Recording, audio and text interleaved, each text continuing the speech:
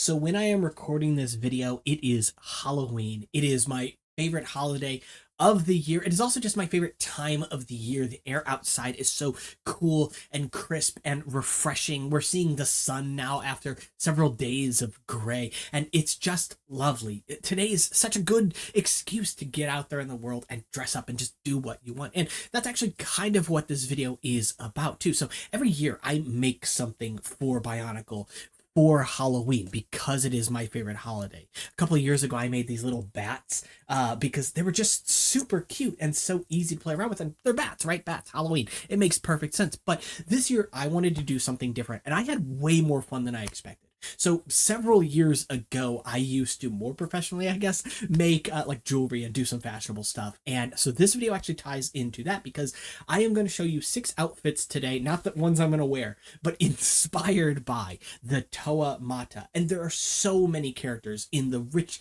Bionicle lore and community in general that can do something for this. It was actually way more fun than I had expected it to be, and I highly encourage you to do it. If you are somebody with a fashionable inkling, then yeah, give this a shot yourself. It was a lot of fun. This isn't cosplay, this is taking inspiration from characters. So without further ado, let's go ahead and get into this. I'm going to show you each of the 6 outfits that I created, and then we'll go in depth for what I chose and why. So it might be a long video, but I hope you're ready for that. All right.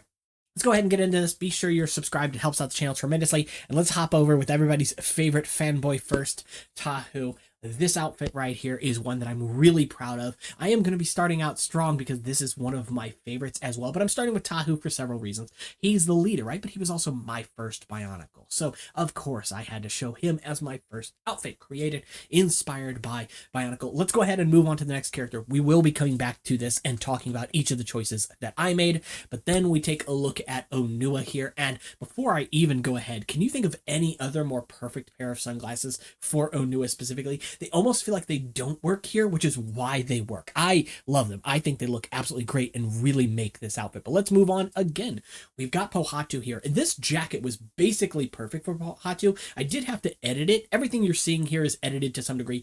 Brands don't matter to me. It's not about the brand. It's just about getting something quality and getting something that looks good and works well together. Let's go ahead and move on from here. Once again, we have ourselves Liwa. Someone told me this looked like Ben 10, and I never watched that show, so it was kind of hilarious to look that up and see that, yeah, actually it does. But it also feels kind of appropriate. Also, have you ever seen an open toe, like, sneaker, tennis shoe? Like, very weird, but I kind of love it for this character specifically. I ain't gonna be wearing this crap, but I do like it. I think this outfit works perfect. Kopaka is an interesting one because I knew that there were at least 2 different directions I could take this outfit. And there are definitely some choices that I would dial back just a little bit with this one, but we'll talk about it once we get to it. And of course, there were some edits made here as well. And then lastly, Gali. And you look at that and you're like, whoa, yellow pants, that's interesting. But again, we'll talk about it. I really like this one as well. Let's go back to the start now. That is everybody. And if you wanted to see all of the outfits together as well, this is what that looks like.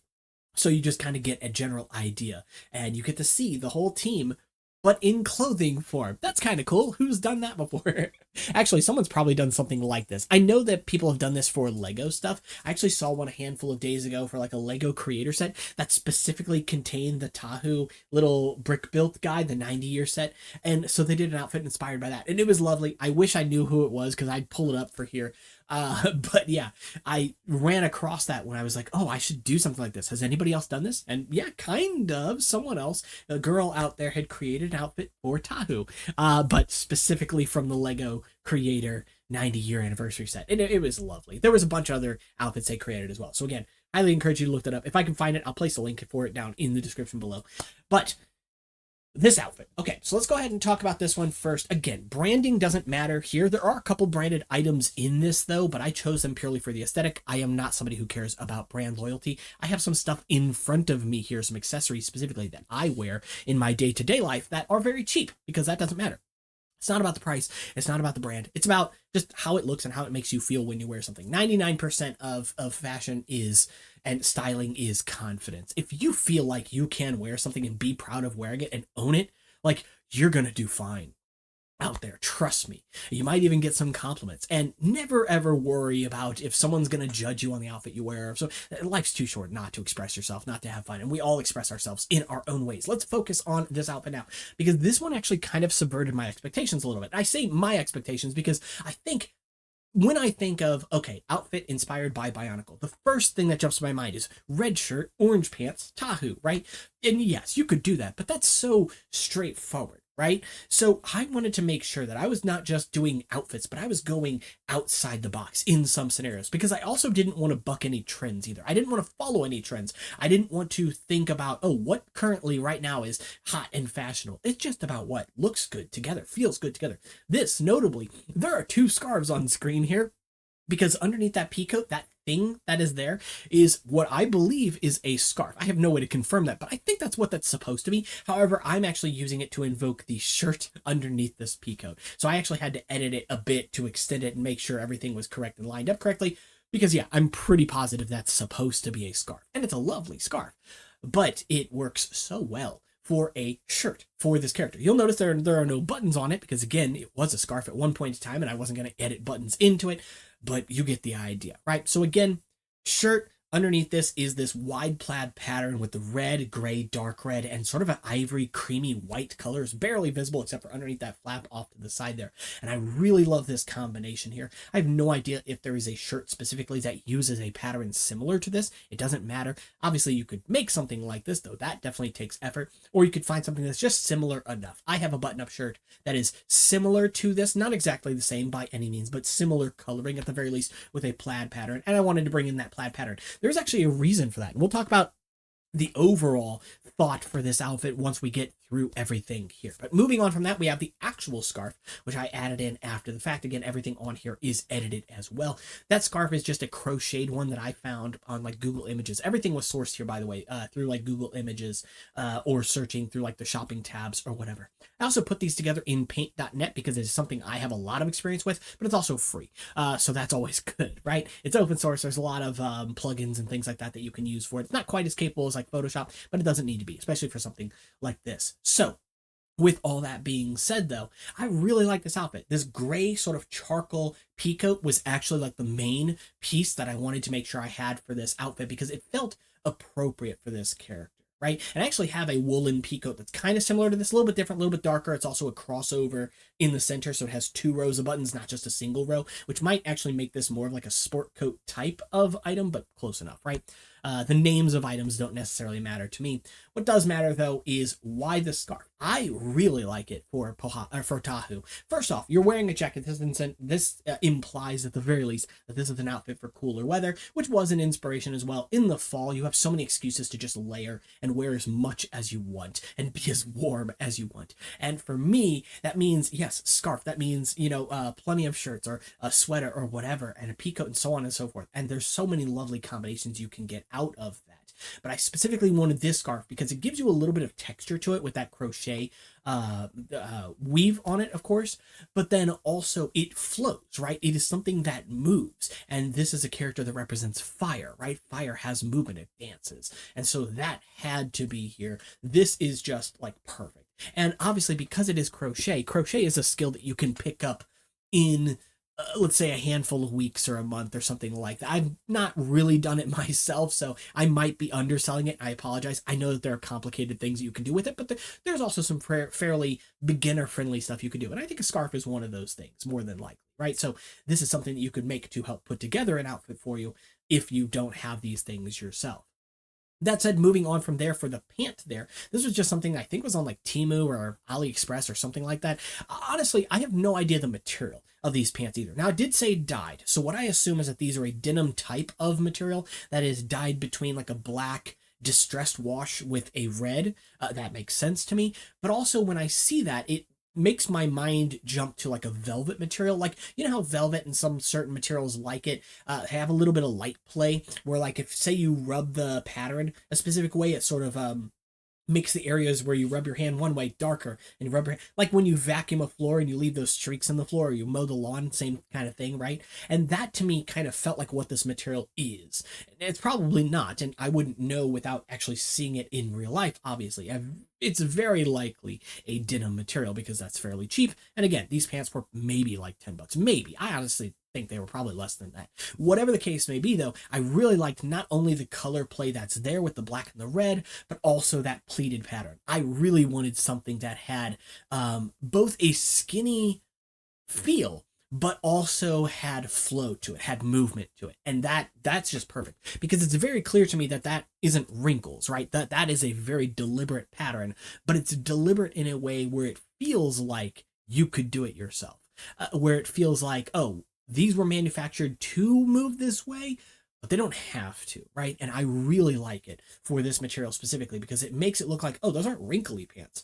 That's intentionally that way. I love it. And then you'll also notice too, I picked out a pair of pants specifically with cuffs on them. Sometimes I had to add cuffs to them as well. But in this case here, it is a sort of like pink inside fabric material. It's hard for me to say exactly what it is. I like that little bit of difference in color there though. Like when I have a pair of jeans that I want to cuff at the ankle, I tend to favor jeans that have a different material color on the inside than the outside, so you have that contrast there. The pants I'm wearing right now are cuffed at the ankle, and they're dark blue on the outside, but then they're like this brown color on the inside, but you still get a little bit of the blue flare in there as well. It's a really lovely combination, and I like that stuff. I like when you get that combination because it means you've got something else to look at, right? You've got something else to just notice about an outfit. And obviously it's very easy to pair colors like that together and pair them with other things. So perfectly works here. The pink here obviously helps to invoke like the eyes for Tahu as well. Yes, the glasses could also be pink. I went for like a coral gold. We'll talk about that here in a moment. Let's go to the shoes now. These are branded. It doesn't matter to me, but if you wanted to know, if you were curious about those specific shoes, they are Nike Air Force Ones, and they are specifically called Special Field Orange.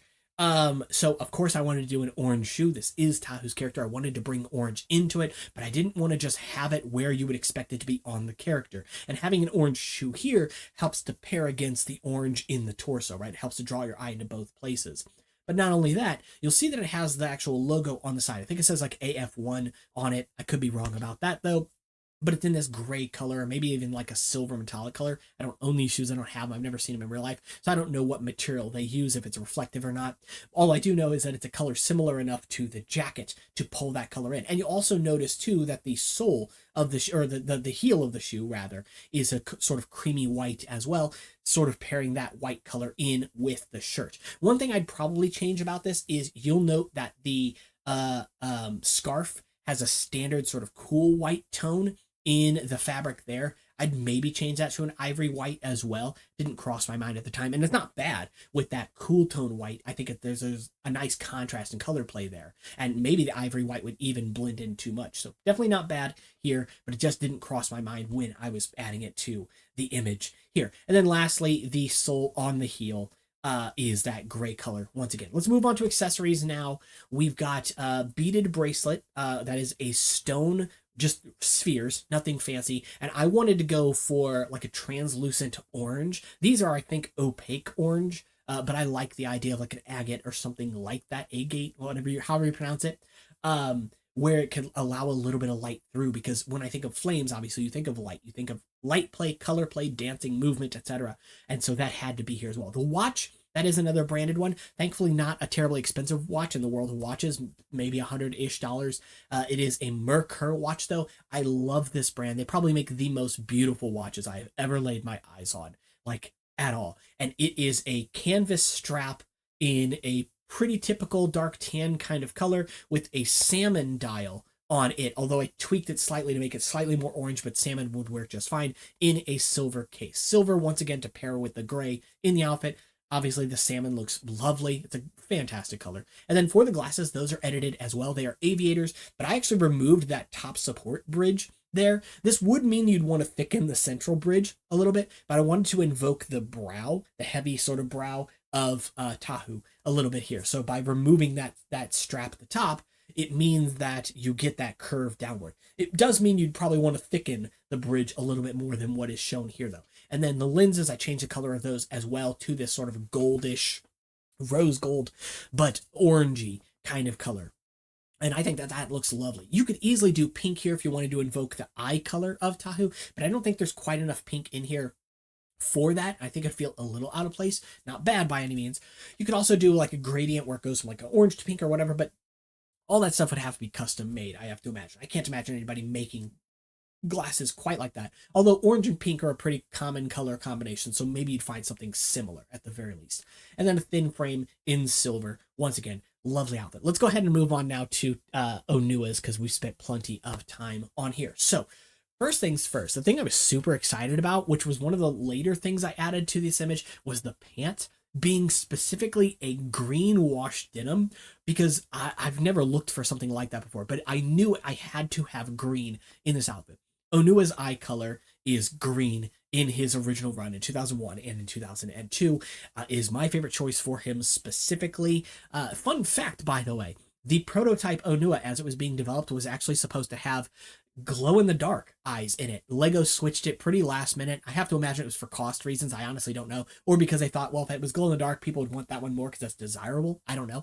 But if you actually check out your instructions for your Onua set, your Tahu set, your Pohatu set, any of them, at the back where it shows the combination model, you will see the glow-in-the-dark eyes on Onua in his parts selection. You'll also see Pohatu has a third voodoo ball piece because he was supposed to have one on his torso to actually make the Faiku spider possible. But Lego removed it, probably because Pohatu has the most pieces of any Toa, so he already had way more pieces than any other, and also because it's a ball low on the torso, that's a little, Anyway, let's go back to this outfit now. So first off, really love this outfit. This is also easily one of my favorites here.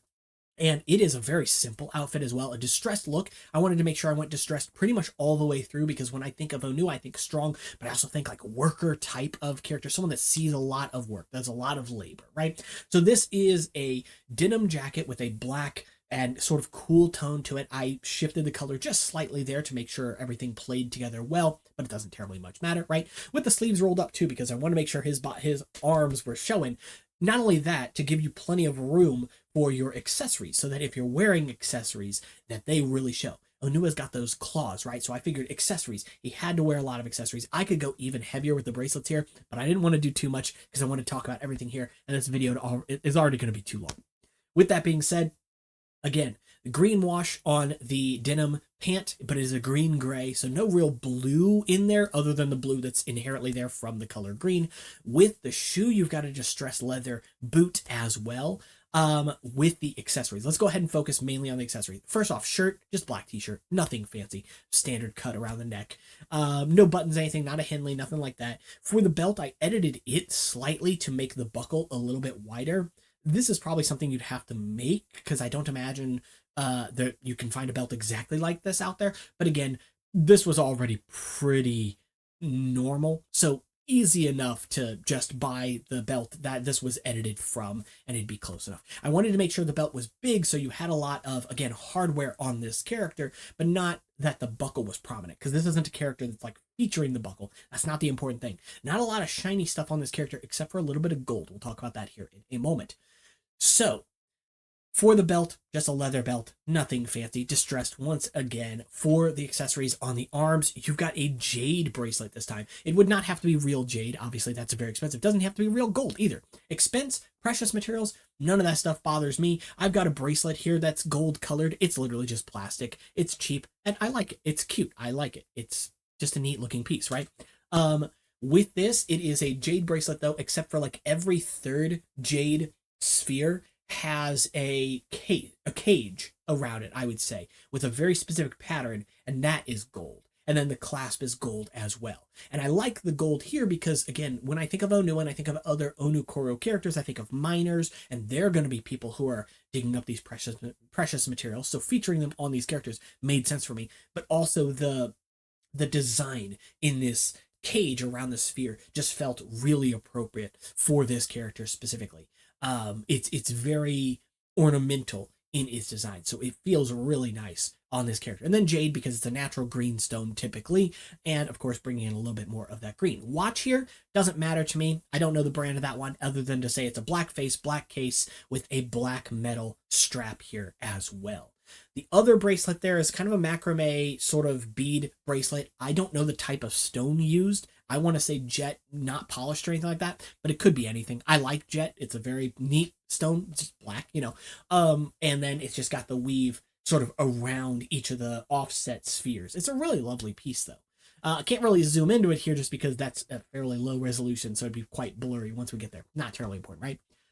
And that's the thing with these too. When you're creating an outfit, you don't have to really think about exact details. You just kind of want to get an aesthetic, get a look, and then when you want to recreate that outfit in the future, either A, find something that's close enough to that look to satisfy your desire, or B, have the skills necessary to create the item that you want to see. For example, if you got a gray jean, you might be able to do a green wash yourself if you know kind of what you're doing, if you experiment a little bit. Right? Or you might figure out how to distress a leather boot or what have you, right? And also, don't be afraid to thrift. Thrifting is a lot of fun. I really like it. I enjoy it quite a bit. And again, to me, it's not important when you find something that is branded. It's not to say you cannot buy branded things. Of course you can. And I like to think of it as like treating it as a special event, right? When you really want something branded, well, all of your thrifting pays off because you saved a bunch of money here and there, and now you've got money saved up for that expensive thing that you really want. So yeah, there's good things can be had all around. All right, so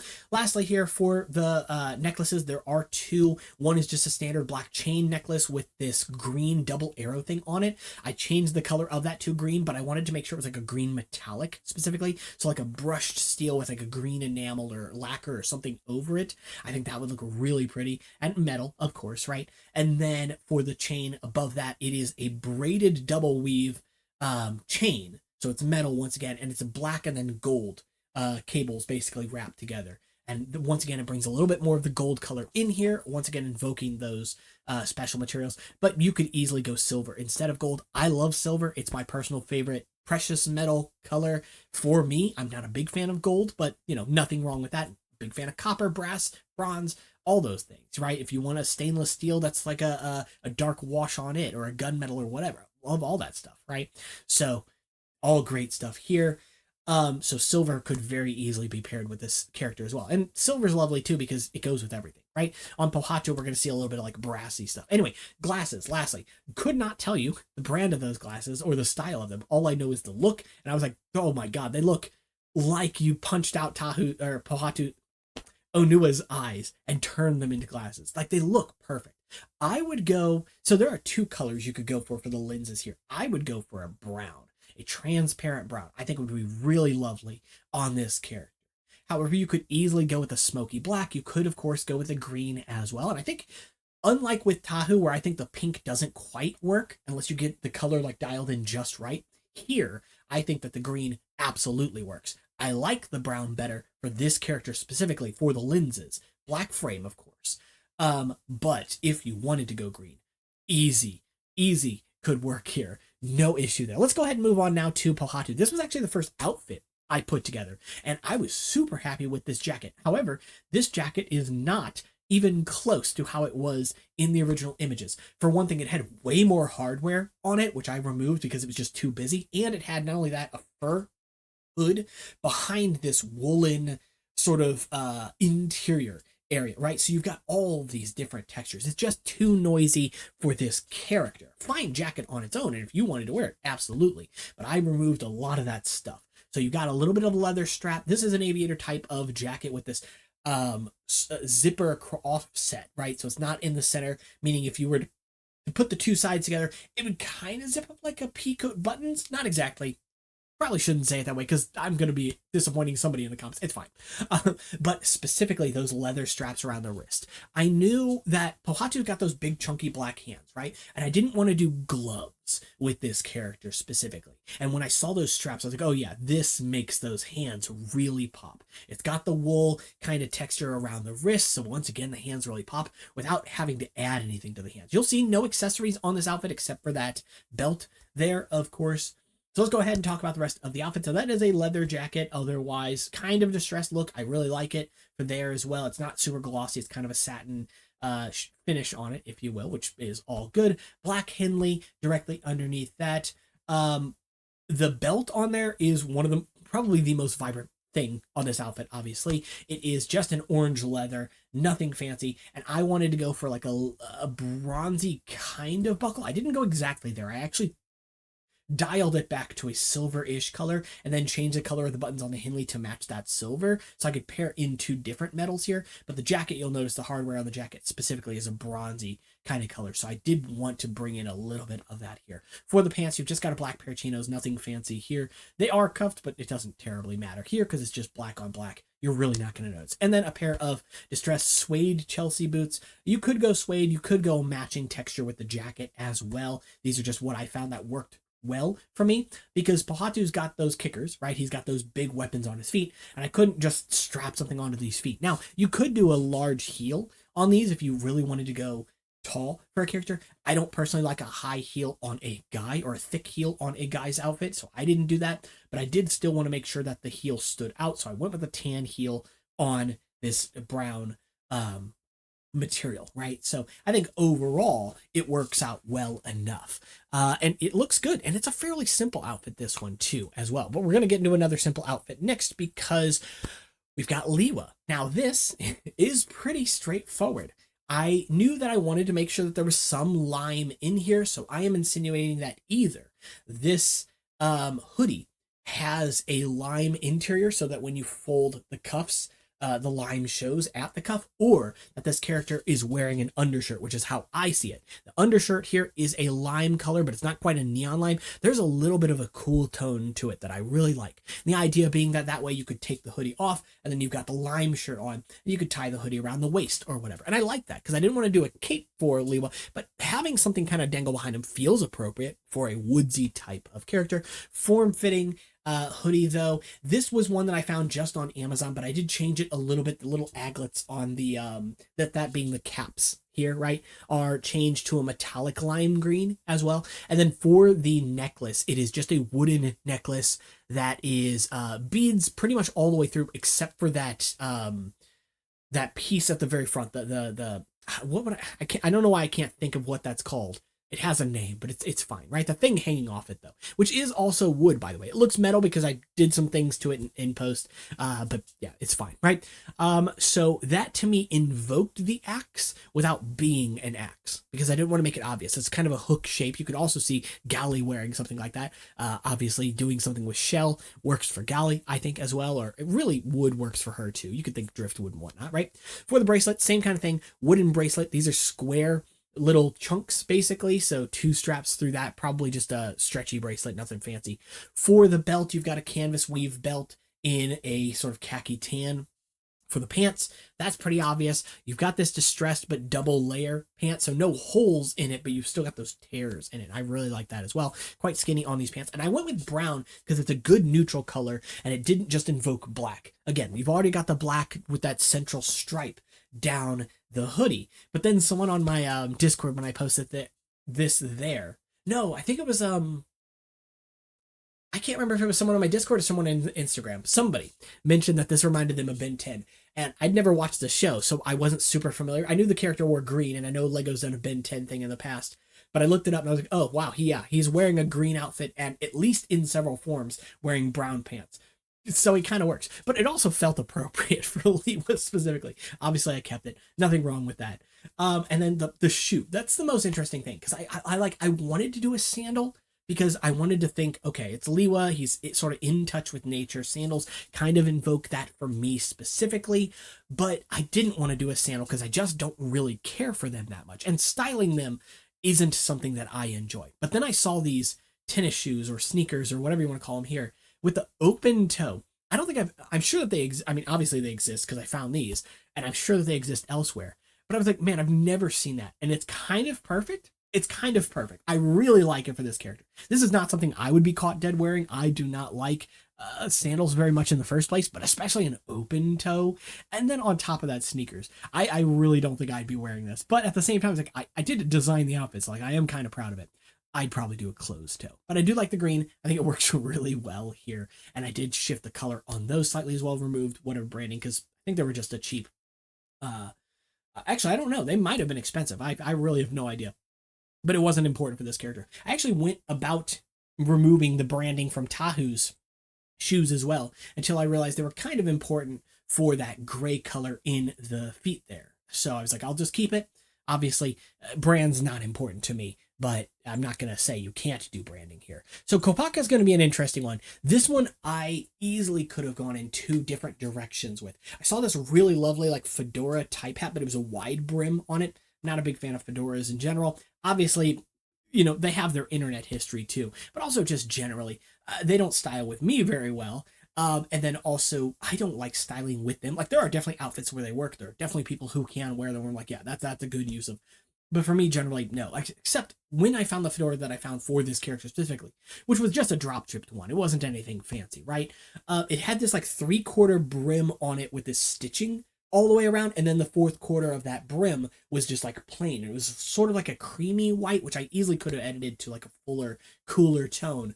And then it had like feathers coming out the one side. I was like, I like that because it works for Kopaka in my head, because I think Kopaka is sort of effortlessly cool, but also I like to see him as like this hunter type of character, not through intent, but just someone who, if he set his mind to it, he'd be very good at most things he did. But I also thought about this driver's cap. So driver's cap, this one here specifically is just a suede. It is like a zero or this. The stitching on it isn't on the exterior, so you don't really see lines on it with the exception of where that brim and that material folds over. However, I added the embroidered thing on the side because with Kopaka, I knew there were two things I needed to invoke. Kopaka is asymmetric in two ways. His mask has a scope on one side, and I could not just justify giving a character a one-sided glass or a monocle or a eye patch or something like that, because it doesn't work with this character. And there are plenty of other ways to make the face accessories asymmetric. You could do an earring, you could do a nose ring, you could do, you know, there are other things to do asymmetry on the face, but obviously the hat.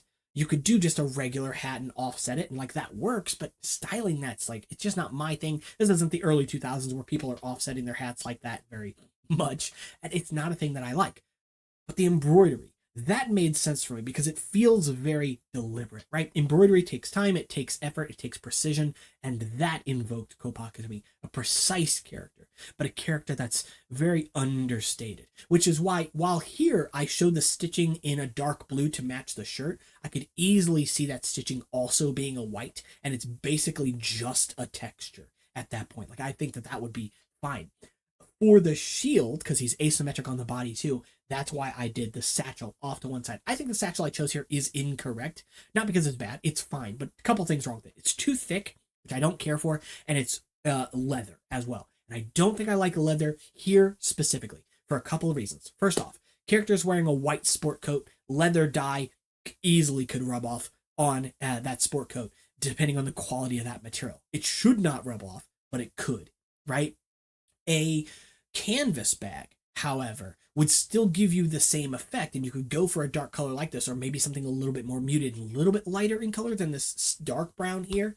But you wouldn't have as many issues with sort of like dye being left behind. So I think I like a canvas bag and a matching canvas strap. I still like the brass hardware on all of this. You'll note that on the shirt, or rather on the sport coat, I also did brass buttons. I think that looks really tasteful, really good. It stands out from the jacket itself, and it brings a little bit of color into it. The shirt originally was black. I changed it to being this dark but cool tone blue, desaturated. I think it looks really good. White pant. Nothing fancy. However, the cuff on the pant is light gray. That's the only light gray really in this character's outfit, except for the belt there, which is light gray, but with sort of an orange interior. Once again, probably would change that a little bit. Okay, if I go for canvas bag, I probably go for canvas or suede shoes. And in that scenario, I also probably go for a canvas belt. However, the belt is a different color. It's not meant to match with the shoes or the bag. It is its own thing. It is a standout piece. So having it be leather is not problematic here. And not that it should be, right? You could do whatever you want with your outfits. I know that there are like rules or whatever. I don't really care about them. It's the same with music. When I'm writing music, I don't know music theory. I couldn't tell you the name of most of the chords that I'm playing. I just write what sounds good, what feels good. That's all you need for music, right? The same is true for style. Just do what feels good, what you're comfortable wearing, or what you're comfortable styling and you think works. Okay, with that, with the shoe, like I said, I think these shoes specifically are too glossy. They already don't match the bag. But on top of that, probably go canvas if you're going canvas bag. But I like the bag, the satchel in general, because it's easy enough that you could just pull on a strap and then it rests under the arm like the shield, right? That's great. That all works super well. So I do like this outfit, but it is the most out of left field of any of these outfits. It's also a lot more professional than the other outfits, but easily something I could see somebody wearing down the road. No issue. Let's go ahead and move on to our last outfit and one of the simplest here as well. This is Gali, and yes, yellow pants. Well, kind of yellow. They are a pale sort of banana yellow or pastel yellow. I really like these. I think this really ties this outfit together. Honestly, you've got a boat shoe on her, which just felt perfect because to me, boat shoes are a very casual shoe. They're also a very durable shoe as well. But they're boat shoes, right? This is Gali. This is a water character, water inspired. To me, when I see this character, I think boardwalk, I think beach, I think something like that. So for the straps on the arm there, it's just a bunch of leather suede type materials in a strap or in several straps. There's only 2 bracelets on her arm, even though it might look like more, because one of those bracelets is multiple strands of this leather sort of cinched at both ends, clasped on the back side. And then you've got this other one that's just a single. It's supposed to be paracord here, but I prefer canvas than paracord. It doesn't matter though, terribly much, right? But it's got specifically that silver hardware on the front of it. This was a branded piece. The branding doesn't matter here, so I went ahead and removed it. But it was some brand called like Fathom or something. I'm not familiar with them. I just liked the look of the piece and specifically that metal hardware, kind of teardrop shaped. It made sense for a water character. Does it need to be that way? No, absolutely not. For the shirt, you've got a mid-sleeve Henley. So it's Henley where the sleeve kind of ends midway down the arm, not all the way down. This is not something everybody can pull off, but I do like these shirts quite a lot. I actually have almost this specific shirt. I shouldn't say anybody can pull off. You know what I mean? Hopefully. It works well with specific types of outfits. With other types of outfits, it feels unfinished, unkept. With this, though, I have this exact Henley. Probably not the same brand, but at least this design, except mine is black where the dark blue is here, and then just the same gray. So kind of wild that I found this. I changed the button color on it to be a lot closer to the pants. So you've got a sort of tan-ish, yellow-ish color to them. I think being tan is totally fine for those buttons specifically. They could be wood, they could be metal, they could be plastic, glass, whatever, right? And then lastly for the glasses, because those were the obvious piece here. Single frame, right? So single lens on there as well, not a split lens. It's Gali. She's got the visor, right? I went with a blue gradient. This was actually one of the first glasses that I pulled up to, and I don't even think I typed in blue. I think I just typed in like single lens sunglasses or something like that. And there's probably a name for this style. I have no idea. They did have a logo. I went ahead and removed that because I'm not familiar with this brand. I wouldn't be able to tell you what brand these were. And they had some other designs to them as well. I did change the glasses design, and then I also added a gradient to the glasses themselves. But I wanted to make sure that they were very obviously blue, specifically the lenses. The rest of the glasses are gray or a little bit of like a creamy white color to kind of bring in the creamy white from the boat shoes and from the pant cuff, whatever, right? But that's not terribly important. You're not really going to see that kind of stuff anyway. But then the gray on the sides, the gray on the frame there with the stripe that goes around that I think is white, or again, that similar creamy material, and then that lens. And I want a very obvious blue, but an easy blue to see through. You should be able to see the eyes through it. They should be able to see out easily. And just a little bit of a gradient, darker and lighter, I think adds a little bit of a nice touch to this piece. That is all of the outfits that I chose specifically for the Toa Mata, all of the pieces and why I chose them. I didn't really talk much about why I went this direction with Tahu, and it has a sort of like hipster inspired aesthetic, even though that's not really the style these days. Like 10 years ago, I want to say hipster was like everybody was doing that, right? And nothing wrong with that by any means. But to me, Tahu is a character that wants to be perceived as cool, and so he's going to kind of jump on the trend. Do you know what I mean? And so to me, while this isn't really a trendy outfit anymore, not bad by any means. Again, you could easily wear this. In fact, I think if you wore this outfit or something very similar to it, you'd really pop. Like this is lovely to me. I really, really like this outfit. And I like all of the outfits I put together. Are there changes that can be made? Are there things that in hindsight I would shift or maybe change because of availability of materials or pieces of clothing, specific articles of clothing? Yes, absolutely. Of course. Would it be easy to find an orange agate or at least translucent bead bracelet? I have no idea. Would those pants be easy to find if they're off like Temu or AliExpress or whatever? I have no idea. Or how well would they fit? Or would they even look like what they look like here? No clue, right? But that's the point. Whenever you're designing something, my approach is always design with that first instinct, something where like your gut says, yeah, no, that each one of these outfits in like doing all of the work to make sure that they're cut out and all the backgrounds are removed and changing the colors and shifting everything, changing the proportions on things, shifting the direction of certain things and so on. Like each of these outfits only took like an hour to put together. And that might sound like a lot of time, but again, from a digital standpoint, took about an hour. And that's pretty quick, I like to think, but in part because I kind of knew what I wanted. And when I didn't know something, I kind of let the instinct take over from there. And I think that that's really important. Whenever it comes to designing or fashion or styling or whatever, obviously wear things that make you comfortable. If you feel like, should I experiment or could I rock this outfit or this shirt or this pant or this shoe or this cut of this or that or whatever, like just think to yourself like, I think I could, or if not me, could I design an outfit that if that piece existed in, I'd be happy to wear that outfit. Because sometimes you might see something be like, wow, that's really loud. That's really bright. It's too much texture, too much detail. But you could pare it down with other things, right? There's so much that I like about what I did for this project. And I did it all for me because this was just a lot of fun. But at the end of the day, having a little bit of instinct and being okay with saying, yeah, you know what? No, I'm going to try this.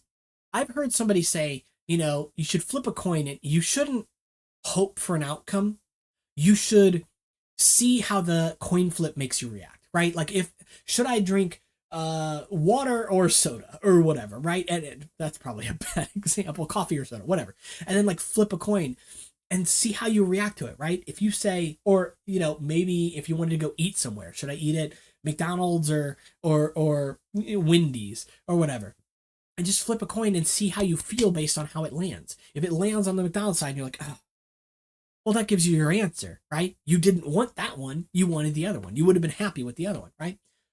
So ultimately, the same is kind of true when it comes to styling, when it comes to outfits, when it comes to so on and so forth. And again, this is something I did a lot of. I've done silly things when it comes to outfits. I used to own a woman's jacket because I was like, I like this jacket. I like the way that it fits me. It doesn't matter if something is like a men's piece or a women's piece. If you have something that you can work with, that you can do with things, yeah, you could do it. And I used to wear that jacket to work and nobody was ever like, you're wearing a woman's jacket. Like one person came up to me and was like, oh, that's an interesting jacket. It's interesting how short like the torso part of it is compared to the sleeves. I'm like, it's a woman's jacket. Like, and they're like, oh, why are you wearing it? I was like, I like it.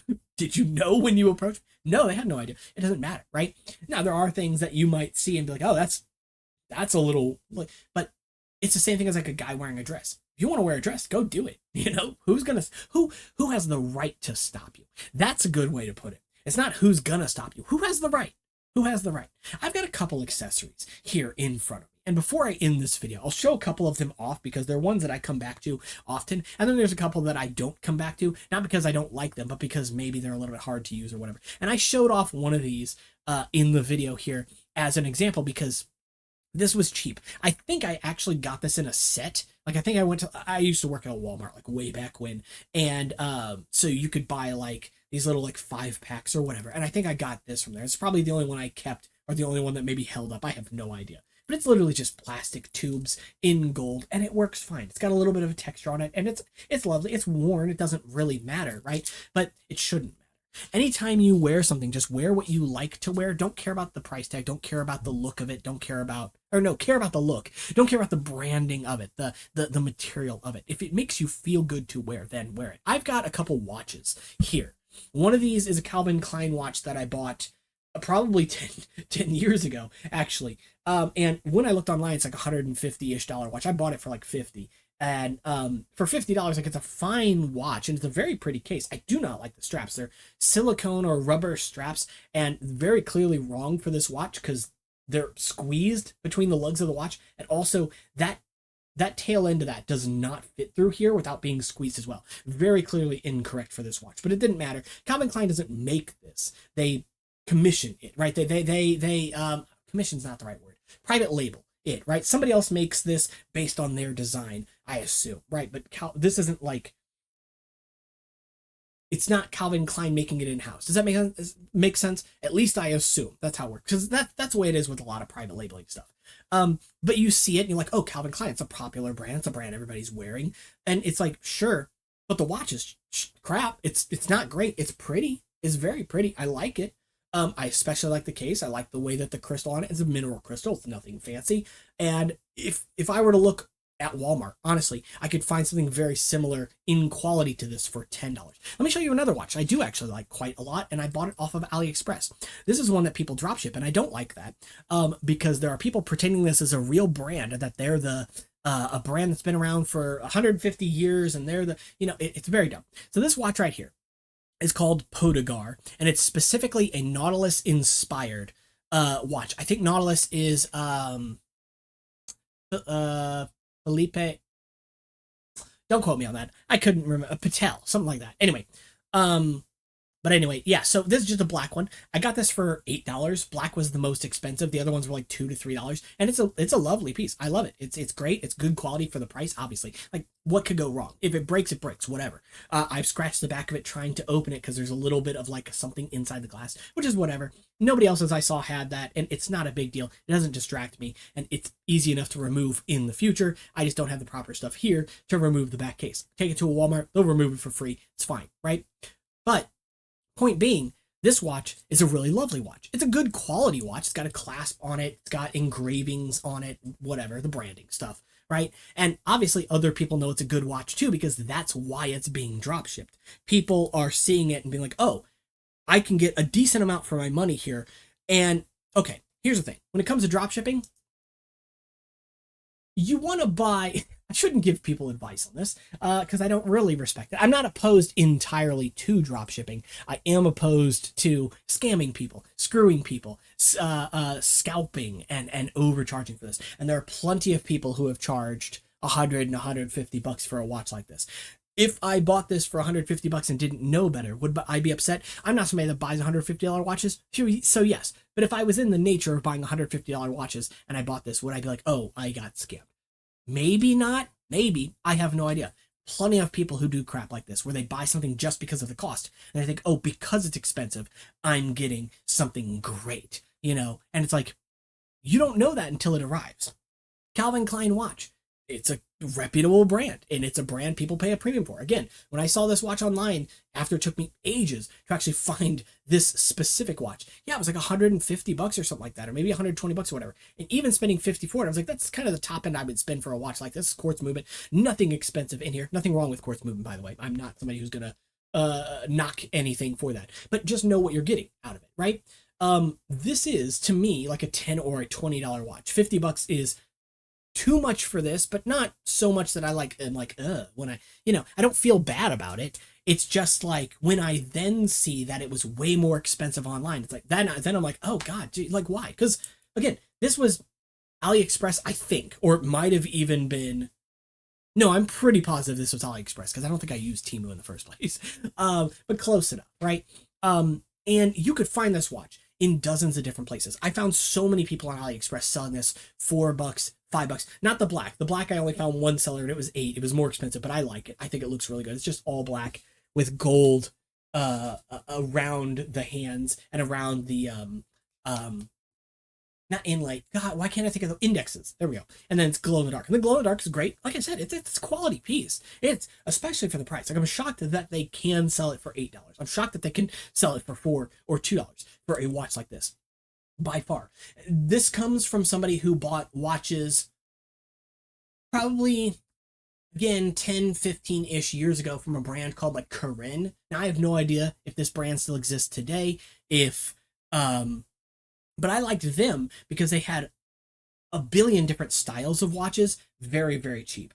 Usually around like 15 bucks or less was what I was buying all those watches for. And I bought several. I bought maybe close to 10 over several weeks. And I did like them, but it was very clear that they were low quality. Like, they were fine. They worked as watches. I wore them. The batteries didn't last super long, but whatever. It's fine. Battery can be replaced.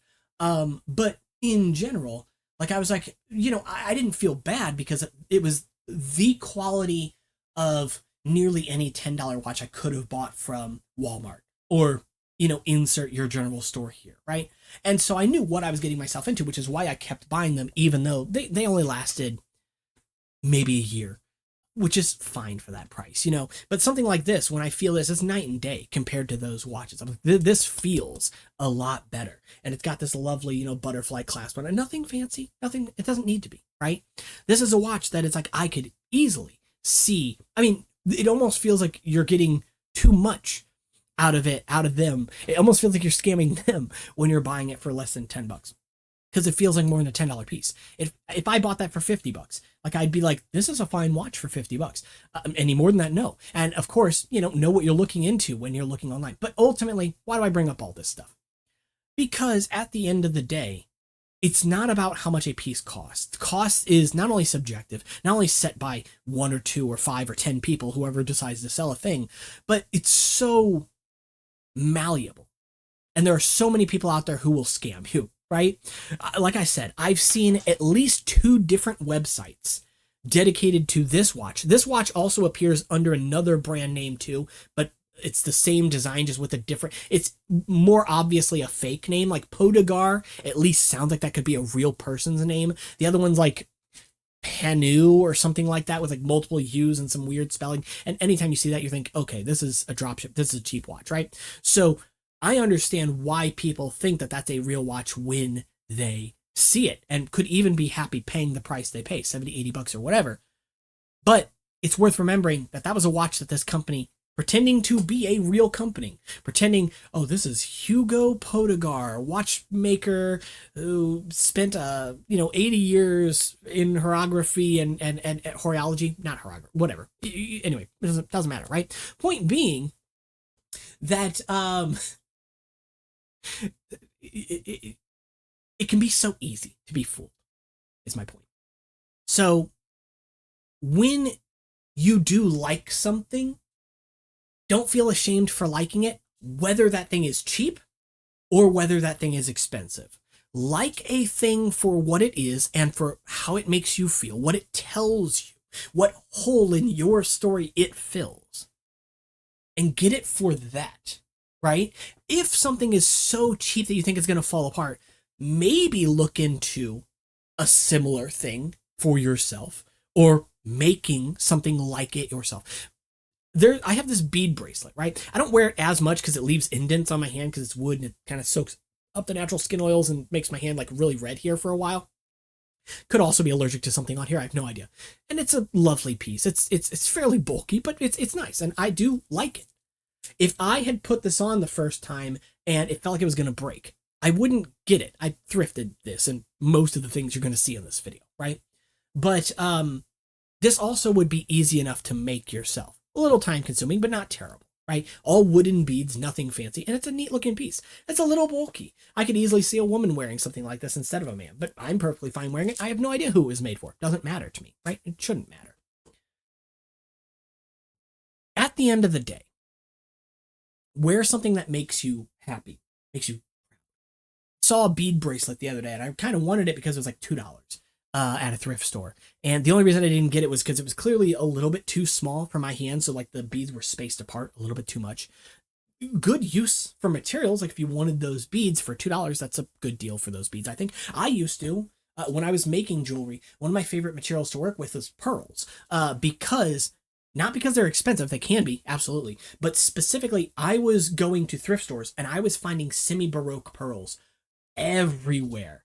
Pink, white, kind of gunmetal gray, blue, which is my personal favorite color, chocolate pearls, any of those. And they were real Baroque pearls. Know how to tell your pearls apart. It's not terribly difficult. But at the time, there wasn't people out there like buying a lot of Baroque pearls, so it was very easy to get them very cheaply, especially if you thrifted them. Right now, it's like if I want to find even remotely close to the amount of pearls I used to have, because I don't think I have them anymore. It makes me a little sad. I'd be spending 50, 100, 150 bucks or more just to get a fraction of the pearls that I had. But that was why I got those things, because I wasn't looking for the item. Like, I wasn't like, oh, I want to wear this pearl necklace. So I was like, no, those are real pearls, and it's $3 at a Goodwill or something like that. Like, yeah, buy that if I plan on doing something with it, right? That's the point. And I made some pieces of jewelry. I don't have images of any of it here, unfortunately. But I made some pieces that I was really proud of. And I enjoyed, like I said, working with materials like that, because it was so easy, and it's something to still be proud of, because it's like I'm still working with real pearls. Like, this is, I get to make pieces where I get to be like, yeah, there's real pearls used here. And I like Baroque and semi-Baroque, specifically semi-Baroque, because it's like the perfect combination of a little bit of imperfections while still being smooth. No sharp edges, no kind of weird shaping. Like, Baroque pearls can just be a little bit too but like semi-Baroque is like, they're still round, but it's clear they're not perfect. They're not a perfect sphere. They don't need to be, because you save so much money if you don't buy the perfect ones. And it's, to me, it's easy enough to fake a fake pearl, right? To fake a spherical pearl. Whereas Baroque pearls, nobody really had the reason to fake them, because they were at the time relatively cheap. Now they're more expensive, which is like, damn. But also, I get it. It's precious material. I understand. And also, usually harvesting pearls kills the things that make them, so not great. Ultimately, like I was trying to say, I know we've been around kind of bouncing in this video, but whenever you're doing fashion for you, styling for you, just wear the things that fill the gaps that you think need filled, right? You don't have to go overboard.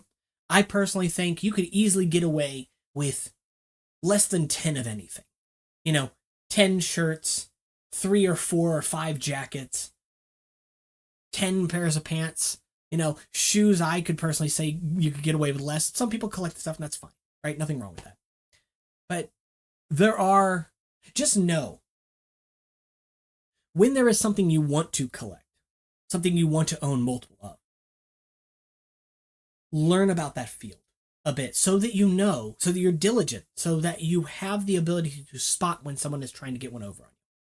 Because it can be so easy to sell you something counterfeit, to sell you something that's low quality. And if you don't care about the branding, you just care about how it looks and how it makes you feel, you don't have to worry about any of that. Because then if you buy something that's counterfeit, like, yeah, it's counterfeit, like that ethical problem there, whatever, at least you have something you can still be proud of. You know what I mean? Or if you buy something and someone says, oh, this is gold, and then you put it on, you're like, these are plastic. What are you talking about? Like, but they still are neat, and it's $1. Sure, I'll get it, whatever. Like, that's all that matters, right? Be diligent. Got a couple other accessories here, so I guess I'll show this one here too, because it works perfect for Bionicle. It's just this little like gearbox thing and a couple gears spin. I got that from a Walmart, I don't know, 10 years ago probably, and it's fine. I don't wear it as often as I probably once did. The gears can kind of catch things, they're a little bit sharp, so it's fine. But it's a neat piece, I like it. It's fairly straightforward. It's a chain, which is always good, obviously. I have this quite heavy chain and suede bracelet, which I really like. It's a little bit big on me personally, but that actually kind of works because it means that I can wear it along other things. And I'm somebody who likes to wear, when I'm wearing a lot of accessories, like I wore this and a watch and a chain, which is supposedly white gold, but I mean, it basically just looks like steel. Like, who cares, right? But this chain, this is a necklace, but it wraps around my arm 3 times exactly, so it fits perfect. And I wore these 3 together, but I wear them on the same hand. Yeah, it's a little heavy, sure, but I like that. I like accessories to kind of be paired together, personally. That's just me. But you could easily, say, oh, for every bracelet I wear on this arm, I'm going to wear a bracelet on this arm. It's up to you, Style is subjective. It's all subjective. Anyway, Halloween. Get out there and go trick-or-treating whenever it's time for that. Or you do that, I guess. Also, just enjoy yourself. Enjoy the fall as it approaches. And it's here, And just stay safe. It is a difficult time to exist right now, for sure. But at the end of the day, all that matters is that you're doing well, the best you can, in whatever scenario you can, and that we're staying healthy, keeping our spirits up. Anyway, so that's going to be it for this one. I hope you did enjoy the video. I know it was a bit of a tangent towards the end of it here, but hopefully it was a justified one. It's my video anyway. I get to make it as long as I want. And without that, yeah, I think I'm finished here. So hopefully you enjoy your day. Take care. Be sure to subscribe. Let me know your thoughts down in the comments about anything I've said in this video. And if you want to tackle any other Bionicle outfits or whatever, send them to me. Check out the Discord that's linked down in the description. We have a fashion channel on there now. It's at the very bottom. It's your art in fashion. So you draw, you paint, you sculpt, you do whatever. Fashion to me is also a type of art form. It's just a form of expression in the same way Bionicle building is, right? Showcase it. And then also, you can check out the Instagram link down in the description below if you want to reach out to me there and see all that I ever get up to over there. Take care.